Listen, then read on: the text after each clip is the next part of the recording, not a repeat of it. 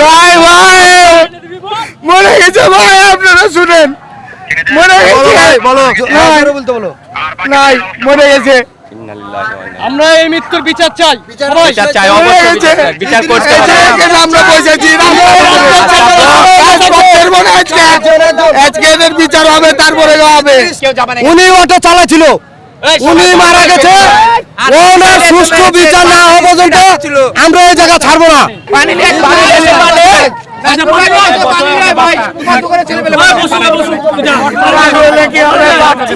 একজন চিকিৎসাধীন অবস্থায় মারা গেছে, আরো 3 জন মৃত্যুর সাথে লড়াই করছে। এই যে ইনার ফুপা সবাই আমার খালু হয়, আমাদের আমার খালু স্বরূপে পিতামূল্যক, আমার আব্বাই হয় ধরেন, ঠিক আছে। তিনি মারা গেছেন, ঠিক আছে, তিনি মারা গেছেন, এখনই কনফার্ম হয়েছে। হ্যাঁ, আমরা এই জায়গাতে অবস্থান করছি, এখন পর্যন্ত কোনো ঊর্ধ্বতন কর্মকর্তা আসেনি। সুতরাং আমরা এলাকাবাসী, প্রশাসন বসে ঘুমাচ্ছে, প্রশাসনের তো কাজ নাই।